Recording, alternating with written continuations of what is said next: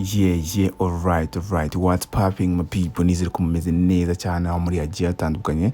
Mbaye ikaze none hano kuri The Focus aho bisanzwe bibera.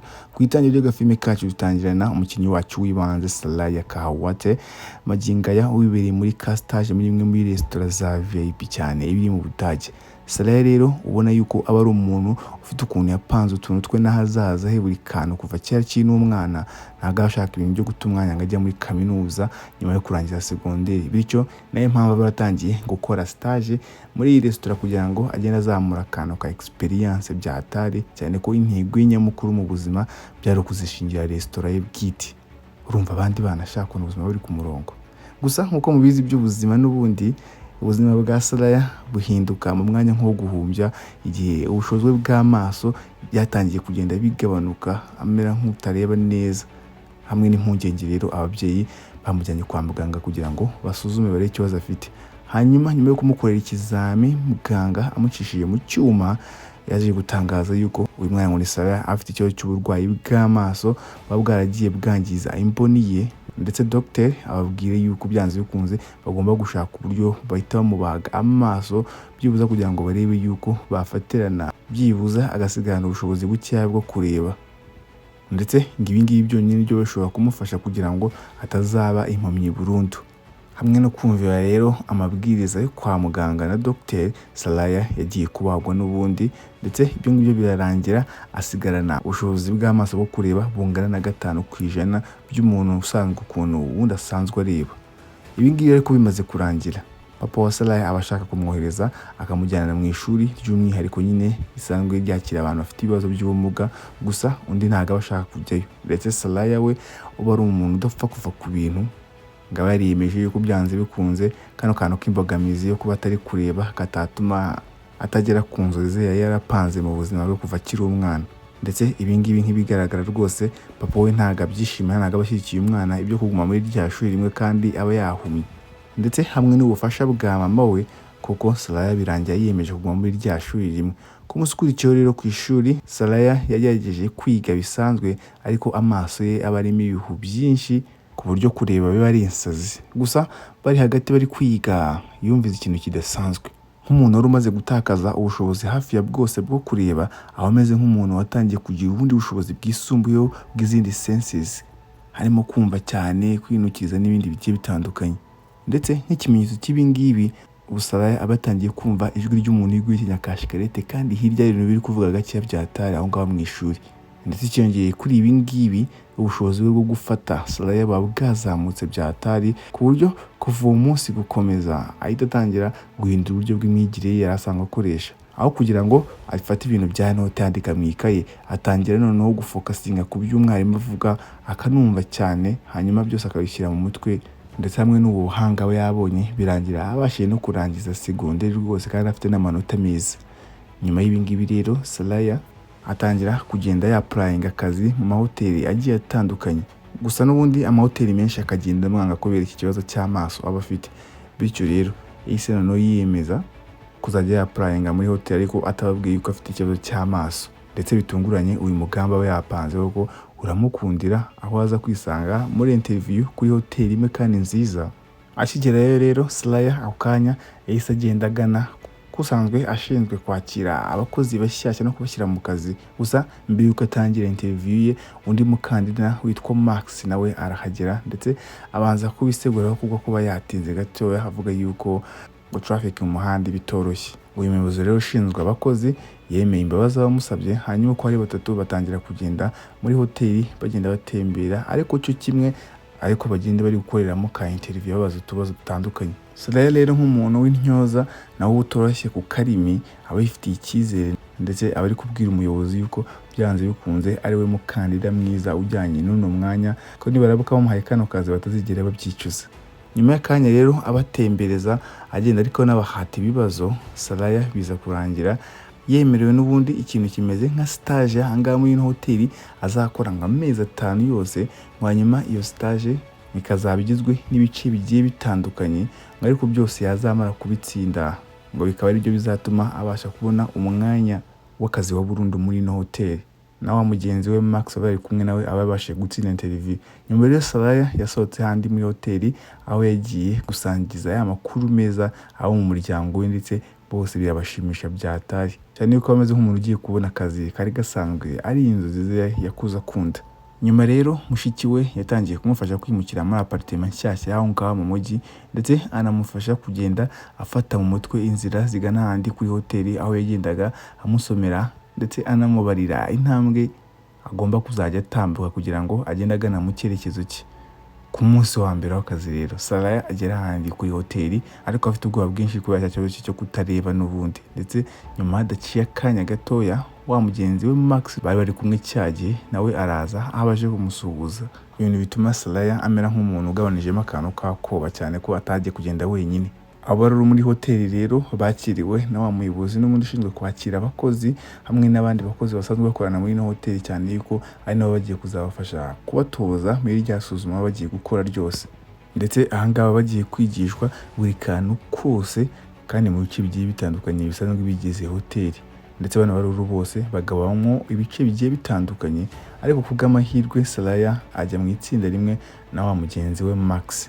Nka test yabo ya mbere rero ya groupe ya Saraya yahawe inshingano zo kujya muri housekeeping division kugira ngo babigishe gusasa, aho baberekaga uburyo bwiza bwo gutunganya icyumba no gusasa mu buryo buboneye byatari. Ndetse bamaze kwerekwa amabwiriza y'ukuntu bigenda, bose noneho batangiye kubyigana babyikurishije. Gusa bari hagati muri ibi ngibi Saraya bimubera imbogamizi guhanagura ikirahure cyane ko n'undi aba atari kureba, bityo yatangiye gukoresha ya magnifying glass kugira ngo arebe byibuza bimwegereye arebe ko yashobora guhanagura. Gusa wa mushuti we Max yaje kumubona, hanyuma ahita aza kumubaza impamvu ari kubona kwitwara mu buryo budasobanutse. Yumva rero yuko ko wamugani bikwiye, Saraya yahise yemera abwira Max ikibazo basanzwe yifitiye, ndetse anasaba Max yuko agomba kubigira ibanga, bitari ibyo ngibyo n'ubundi bakahita bamwirukana. Max rero nawe wari umwana mwiza ahita yumva icyo kibazo, hanyuma akahita amwemera ko agiye kuzamufasha mu buryo bwose bushoboka. Nyuma rero bidatinze ibi ngibi birangira babaye inshuti, hanyuma bagatangira kujya bakora za test zose bagenda bahabwa bari kumwe. Ndetse Max yereka Saraya uburyo bwiza bwo gusukura kandi bitamugoye, ndetse rwose atangira no kugenda amwereka ibice bigiye bitandukanye, anamufasha kubifata mu mutwe ibice by'inzira zitandukanye z'aho ngaho muri hotel. Nyuma y'amezi menshi rero bitoza, abahungu rwose byaje kurangira batsinze rya suzuma ryo muri housekeeping, hanyuma kano kanya bahita bimukira noneho mu gikoni cya hoteli. Nkamwe mu hantu rero abasanzwe hari akavuyo kenshi ndetse n'akazi kenshi, Saraya rwose bimubera imbogamizi byatari kugira ngo hano hantu hashyashya noneho hisange. Ndetse umunsi umwe arimo asukura imwe mu isahani akuraho ibiryo byasigayeho, umwe mu bakozi baturutse muri Afghanistan witwa Hamid yaramwegereye, aho tayari yatangiye kumukemanga yuko Saraya ashobora kuba afite ikibazo atareba neza ku maso ye. Arangije umugabo wese abaza Saraya ikibazo yaba afite, ariko Saraya nawe ntabwo yigeze ajijinganya, yahise abimwemerera.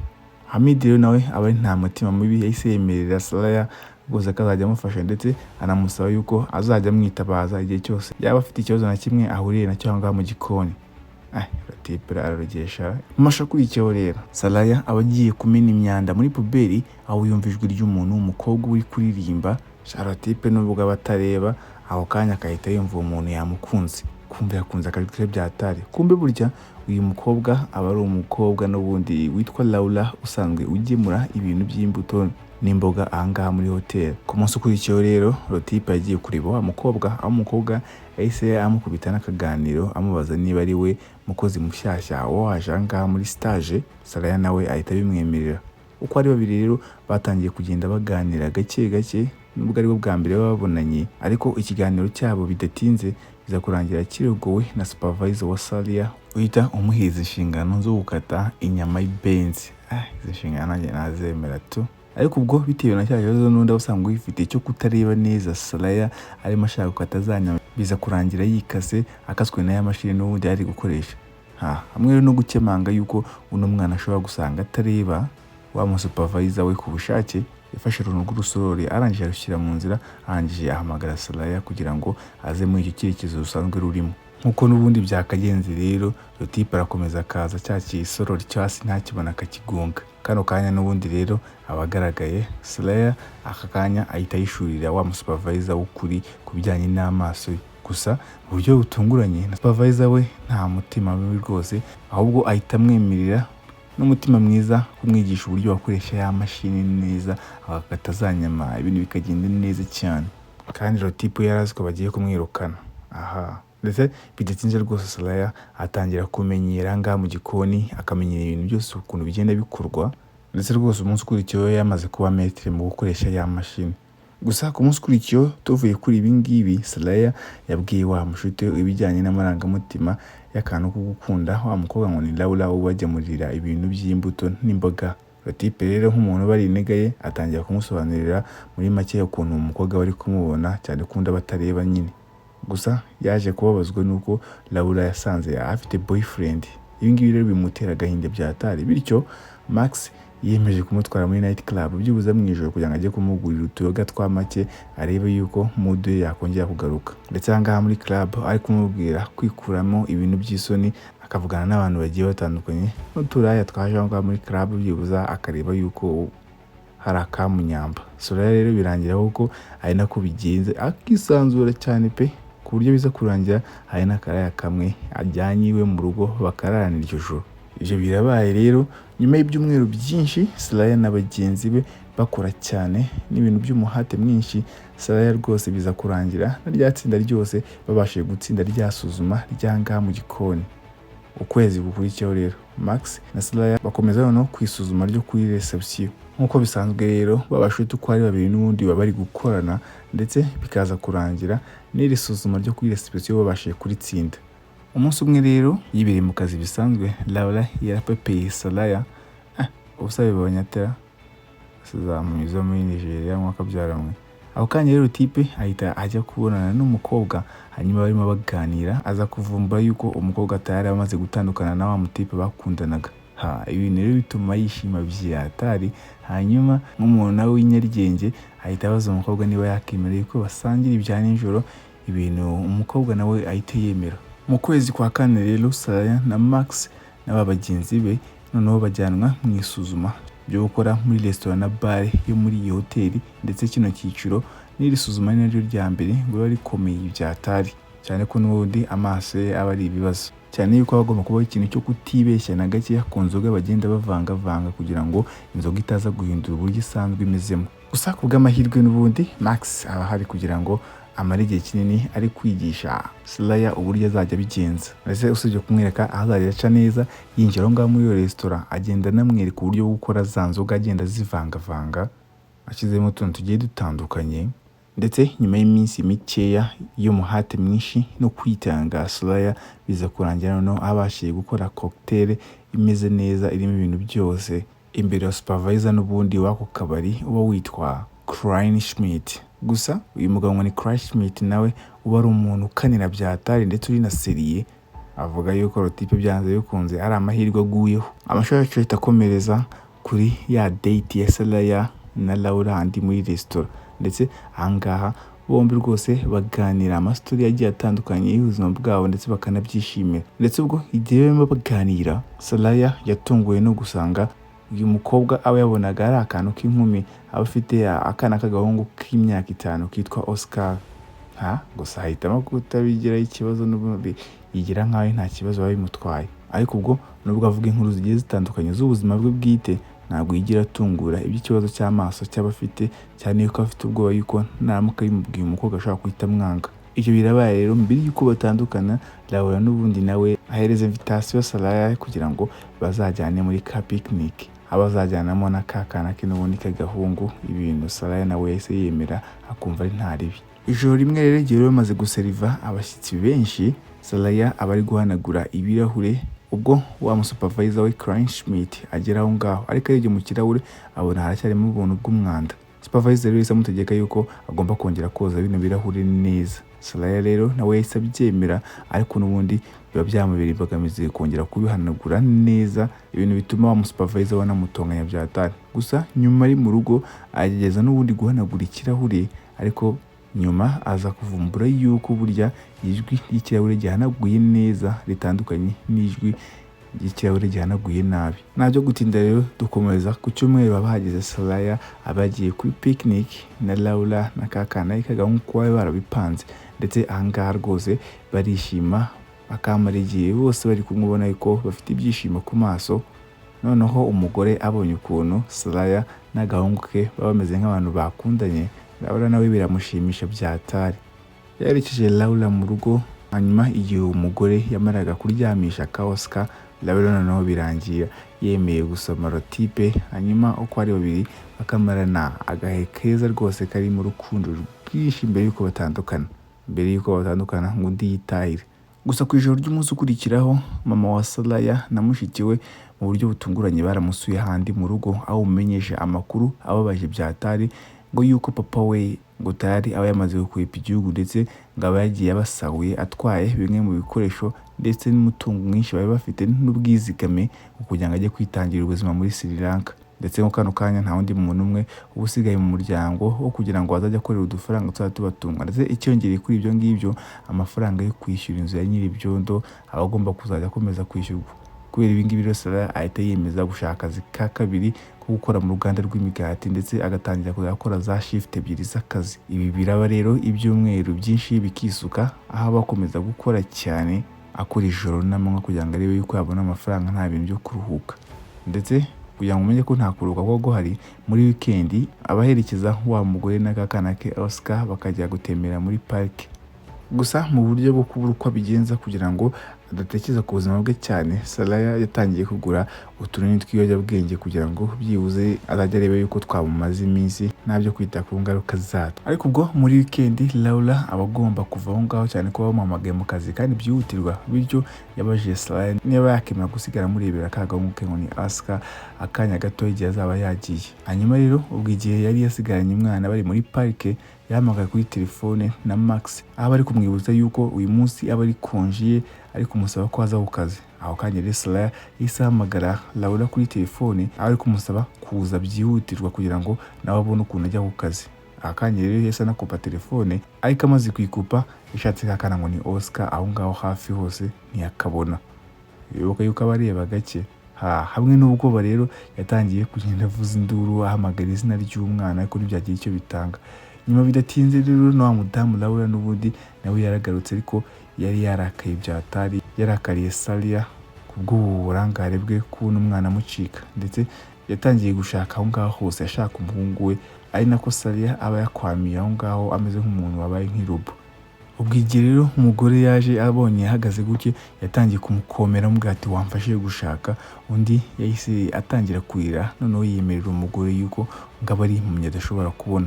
Laura ariko ako kanya nta mwanya aba afite wo kuburana nawe, ahubwo akomeza gushaka, ndetse kubw'amahirwe bikaza kurangira abonye agahungu ke hakurya y'umuhanda aho kari kitembereye. Ahita agashyira mu modoka rero, hanyuma y'ibi ngibi Laura akahita aza asanga Soraya ari kumubaza icyo yashaka kuvuga cyajya mu ngo ntago ashobora kubona, ndetse rotipe nawe ahangaha yamusobanuriye yuko imboni ze ngo ziba zarangiritse byatari. Ariko Laura ubu ikifitiye umujinya atari ikibazo cy'uko uyu mutipe aba atabasha kureba, ahubwo kuba yarabigize ibanga ntabimumenyeshe mbere. Uyu mugore rero ahita yikubita akava aho ngaho atarindiriye ngo rotipe amuhereze ubusobanuro. Nubwo n'ubundi rero aba yumva ahuye n'agahinda no kubabazwa umutima, Soraya yahise yihutira kujya ku kazi handi kuri hoteli aho aba ari kubera y'ubukwe. Akimara kwinjira rero yahise ahabwa inshingano zo kugenda ahereza ibyo kunywa abashyitsi baba baje aho ngaho mu bukwe. Ariko kubera ibibazo rotipe n'undi wasanzwe afite mu mutwe we n'akavuyo kenshi k'ibintu aba yiriwemo na stress ziba zamurenze nk'umutwe, shana no biba byahumye kumenya nta kintu kimwe bari kubasha kubona. Kubera ibi ngibi rero biza kurangira anyereye ku gitambaro cy'imeza, bikarangira rwose ibyo kunywa yari afite byose byikubise hasi bikameneka. Bibonye rero Max wa mushiti we yihuse cyane yahise aza kugira ngo atangire kumufasha, ibyo birahure byose babikuraho, ndetse bose bakora amasuku, ibyo bintu biratungana. Ariko abonye ko atameze neza, Max agira inama Soraya yo kuva aho ngaho akajya mu rugo akagenda akabanza akaruhuka, ariko undi nawe aratsimbarara aravuga yuko agomba kuguma aho ngaho cyane ko afite ubwoba bw'uko ashobora kugenda akirukanwa. Yanze kumva inama za mushuti we rero, Soraya n'ubundi yongeye gusubirayo ku nshuro ya kabiri kugira ngo ajye guseriva icyo kunywa, n'ubundi biza kurangira agonze imeza ibiriho keke yikubita hasi. N'umujinya rero wa supervisor yahise amufata aramukurura agenda amusohora hanze, ari nako agenda amutonganya amubaza ati se ubundi nka buriya uri impumyi?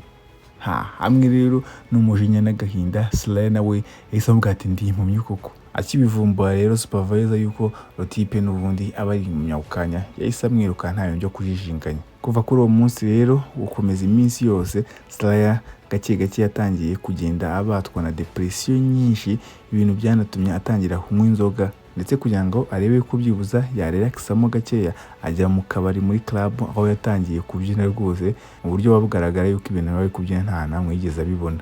Ndetse nyuma bidatinze biza kurangira bounce abakabari n'ubundi bamufasha akamusohora hanze kubwo kunywa agasinda byatara akabangamira abakiriya.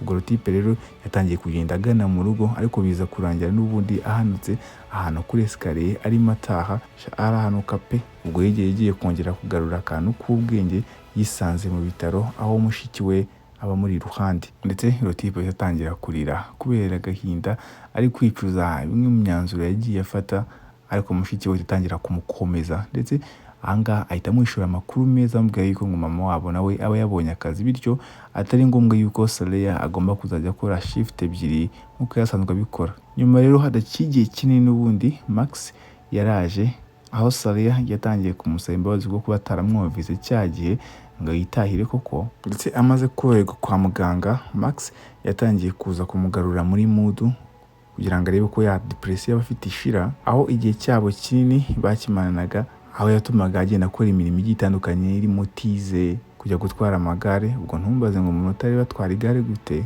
ariko ngo Max yabaga ari imbere ari ugenda amubwira ahantu bari bugende baca. Ubwo rero biza kurangira Salaya koko yongeye gusubira nka kwa kundi yasanzwe ameze kera, bya depression birashira, hamwe rero n'ubwonko bwongeye gusubira muri mood. Salaya na Max n'undi basubiye kuri ya hoteli aho bari basanzwe bakora, bahuye n'undi na supervisor Crashing Smith, na supervisor wabo ari kumwe na directeur umushinzwe gushyira abakozi mu kazi. Ahanga rero Salaya yasabye imbabazi kubw'imyitwarire mibi yagize cya gihe, ariko supervisor Crashing Smith abameze nk'udashaka kumva izo mbabazi, aramubaza ati usubije gushaka icyanga. Undi mu gusubiza rero Salaya nawe yamusabye yuko byibuza yamwemerera agakora isuzuma rya nyuma cyane ko iryo yarasigaje. Hanyuma supervisor nawe abonye yuko umwana koko amakosa yaba yarayemeye, yahise yemera amuha imbabazi, hanyuma anamwemerera kuko agomba kuza mu isuzuma rya nyuma kugira ngo niba ari utsinda azatsinde. Ndetse kuva uyu munsi Salaya nawe yatangiye kumara umwanya we wose arimo yitoza cya kizamini cye cya nyuma, ariko ari muri ibi ngibi rwose yagiye ahura n'ibibazo byinshi byo kumena ibirahure, ibintu byose bikanga, ariko Max nawe barahunga kugira ngo amufashe. Umunsi umwe rero wa mugore wa Laura yaje aho kuri hoteli, aho yarazanye bimwe mu biribwa by'imboga asanzwe azana aho ngaho. Hanyuma rero birangira kubitanye na Salaya, ndetse uyu mukobwa utakimurakariye ahanga ahita anamwifuriza rwose amahirwe masa mu kizamini cye cya nyuma. Bwa nyuma rero umunsi w'ikizamuragira, ndetse Salaya akora neza mu bizami byose, ariko bageze ku kizamini cyo gutegura ameza bakiriha abakiriya kandi ngo mu masegonda 30 yonyine, birangira Rotipe nk'umuntu utareba anyereye, kandi mu masegonda ya nyuma birangira yikubisa hasi, ndetse imeza ntiyayitunganye neza. Nubwo imeza yatari yayitunganije neza iriho ibintu by'akavuyo, babayobozi b'ino hoteli n'ubundi bamwemerera diplome, cyane yuko ibindi byose by'ibizami yarabigenje neza. Ndetse ku munsi wo gusoza amasomo, babayobozi be ko ari babiri, Crashing Smith ndetse na wa muyobozi mukuru ushinzwe gushyira abakozi mu kazi, bose baba banezerewe cyane Salaya, ibintu nawe bimutera kumva afite ibyishimo muri we. Ndetse Crashing Smith ahita anemerera Salaya akazi muri ya bare ya hoteli yabo, ariko Salaya aho kazi arakanga, avuga yuko nawe ngaho asanzwe yifitiye projet aba ari gupanga z'ubuzima bwe. Ndetse mu mashusho ya nyuma tubona Max na Salaya baba barishingiye hoteli yabo, aho bamwe mu nshuti zabo n'umuryango baba babasuye baje kubatera ingabo mu bitugu. Ndetse ibintu bikomeza guhomera ku mirari, na wa mukobwa Laura aje atunguye Salaya handi kuri ya hoteli, akahita abwira Rotipe yuko ngo n'ubungubu aba akimukunda byatari, ibintu bituma ari cyo gihe cya mbere cyiza cy'ubuzima bwa Salaya ababonye, ibintu bikarushaho kugenda neza cyane. Ndetse agafilme kacu nanga karangiriye, nizeye ko kabashimishije. Iyi ngiyi ni The Focus, until next time, peace out.